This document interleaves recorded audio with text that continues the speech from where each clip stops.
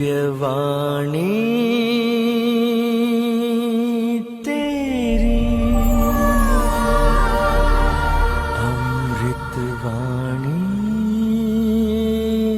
प्रभु दिव्य वाणी तेरी अमृत वाणी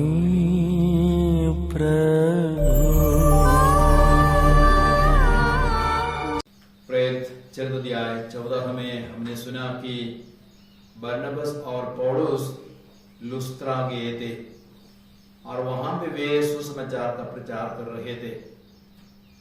और पौलुस ने देखा कि वहां पे एक आदमी बैठा था जो जन्म से लंगड़ा था और वह चंगाई पा सकता था और उसमें विश्वास को देखा। तब पौलुस ने उसे क्या कहा, ऊंचे स्वर से पौलुस ने कहा, उठो और अपने पैरों पर खड़े हो जाओ।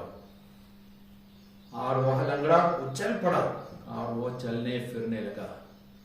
और लुस्त्रा के लोग इतने प्रभावित हो गए तो उन्होंने क्या कहा, देवता मनुष्यों का रूप धारण करके हमारे पास उतरे हैं और वे उनकी पूजा आराधना करना चाहते थे।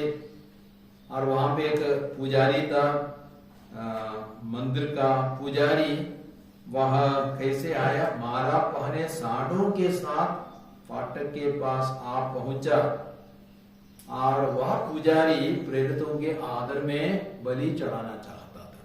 तो बरनबास और पौलुस उनसे क्या बोले, उन्होंने कहा, भाइयों तो आप लोग गलत काम कर रहे हैं, हम भी आपकी तरह साधारण इंसान है, सुख दुख भोगने वाले मनुष्य है। तो उन्होंने उनको रोका, बलि चढ़ाने को रोका। आप लोगों को इन निषाद देवताओं को छोड़कर जीवंत ईश्वर की ओर अभिमुख होना चाहिए, जिसने आकाश पृथ्वी समुद्र और उनमें जो कुछ है वह सब बनाया। प्रेरित चरित्र अध्याय 14 वाक्य संख्या 15। तो बहुत ही सुंदर वचन, स्पष्ट वचन।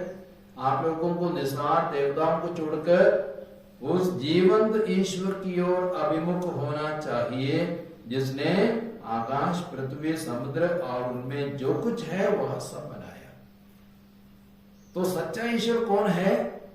सच्चा ईश्वर वह है जो जीवित है, जीवंत है। प्रभु यीशु सच्चा ईश्वर है क्योंकि वह मृतकों में से जी उठा। संत पौलुस कहते रोमियों के पत्र अध्याय 1 वाक्य संख्या 4 में, मृतकों में से जी उठने के कारण वह ईश्वर का पुत्र प्रमाणित हुआ है। वह जीवित ईश्वर है। तो हम एक मरे ईश्वर की नहीं लेकिन जीवित ईश्वर की पूजा आराधना करते हैं। तो सच्चा ईश्वर वह है जो जीवित है और सच्चा ईश्वर वह है जिसने सब कुछ बनाया, आकाश पृथ्वी समुद्र और जीव जंतुओं को बनाया, वही सच्चा ईश्वर है। और बाइबल कहती है कि ईश्वर ने शब्द मात्र से आकाश पृथ्वी समुद्र सब कुछ बनाया।